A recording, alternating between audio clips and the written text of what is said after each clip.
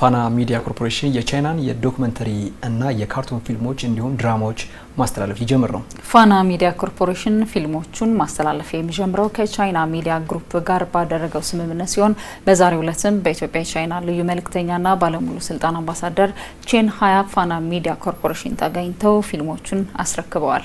በዚህ ወቅት አምባሳደር ቼን ሃይ እንዳሉት በፋና ሚዲያ ኮርፖሬሽን የሚተላለፉት ድራማዎችና ፊልሞች ኢትዮጵያና ቻይና የህዝብ ለህዝብ ትስስራቸውን ለማጠናከር የባህል ልውውጥ እንዲያደርጉ ይረዳል።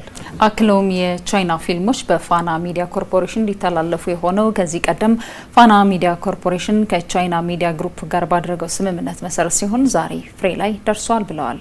አምባሳደሩ የቻይና ዶክመንተሪዎችና ድራማዎች በፋና ሚዲያ ኮርፖሬሽን እንዲተላለፍ የተመረጠበት ዋና ምክንያትንም ሲያስረዱ የፈጠረው ጠንካራ የሚዲያ አቅምና ከቻይና አቻዎቹ ጋር የደረሰበት የግንኙነት ደረጃ ነው ሲሉ ነው የተደመጡት።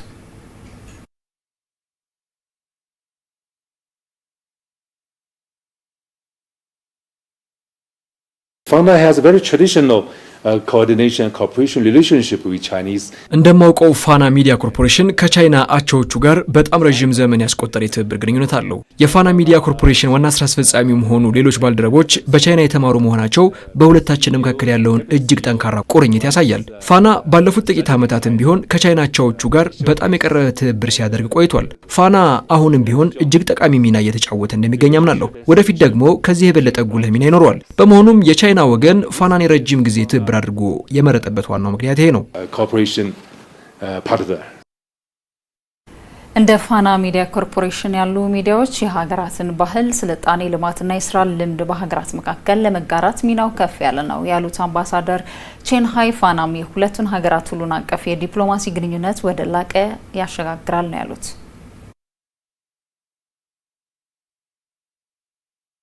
Fana Media as a very representing ፋና ሚዲያ ኮርፖሬሽን የኢትዮጵያን የሚዲያ ክህሎትና የጥራት ደረጃ የሚወክል ተቋም ነው። በተጨማሪም በቻይናና በኢትዮጵያ መካከል ያለውን የጋራ መግባባትና ወዳጅነት በማሳደግ እንዲሁም በማስተዋወቅ ረገድ እጅግ ከፍተኛ ሚና እየተጫወተ ይገኛል። በቅርብ ዓመታት ኢትዮጵያና ቻይና በሁሉም ሁኔታዎች ውስጥ የሚጸና ወይም ኦልዌዘር መልካም አጋርነት ያላቸው ሲሆን በጋራ ጣፈንታ ላይ የተመሰረተ ግንኙነት ለመገንባት በገባነው ቃል መሰረትም እዚህ ኢትዮጵያ ውስጥ ለሚደረጉ የሚዲያና የባህል ልውውጦች እንዲሁም ትብብሮች ትልቅ ትኩረት እንሰጣለን። exchanges and cooperation with Ethiopia. የፋና ሚዲያ ኮርፖሬሽን ዋና ስራ አስፈጻሚ አድማሱ ዳምጠው በበኩላቸው ፋና ሚዲያ ኮርፖሬሽን ባሉት የሚዲያ አውታሮች ኢትዮጵያን ለማብሰር ተግቶ እንደሚሰራ ጠቁመው በተለይ የቻይናን ፊልሞች ማስተላለፉ የኢትዮጵያና ቻይናን ግንኙነት ለማሳደግ ያግዛል ያሉት ዋና ስራ አስፈጻሚው አክለውም ከቻይና ሚዲያ ግሩፕ ጋር ባለው ስምምነት ፋና የቻይናን ፊልሞችና ዶክመንተሪዎች በማስተላለፍ በርከት ያሉ የቴክኒክ እና የቴክኖሎጂ ድጋፍ እናገኛለን ብለዋል።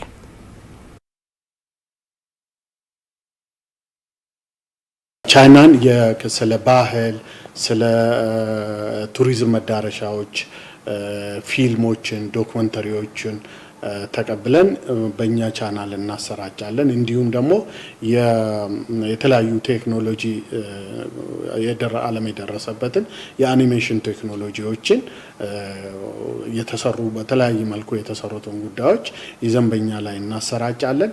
እነሱ ደግሞ ለኛ የአቅም ግንባታ ስልጠና ይሰጡናል፣ የቴክኒካል ድጋፍ ያደርጉልናል፣ የመረጃ ልውውጡን ያጠናክሩልናል። በቀጣይም የቋንቋ ተደራሽነታችንን በምንሰራው ስራ ውስጥ ድጋፍ ያደርጉልናል። ስለዚህ የነኚህ ጉዳዮች በዝርዝር በተለይም ደግሞ ፋና ቴሌቪዥን አሁን ሁለት ጃይንት ቻናሎች አሉት። አንደኛው በዜናና ወቅታዊ ላይ ትኩረት ያደርጋል። አንደኛው ለጥበብ ስራ፣ ለባህል፣ ለቱሪዝም፣ ለዶክመንተሪ ታሪክን የመሰነድ ጉዳዮች ላይ ስለሚያተኩር እነኚህን ነገሮች በእኛ ቻናሎች ላይ ማስተላለፉ ጥሩ ተሞክሮን መዳረሻችንን ከፍ እንድናደርግ የሚያደርገን ጉዳዮች ላይ ነው ስምምነት ያደረግነው።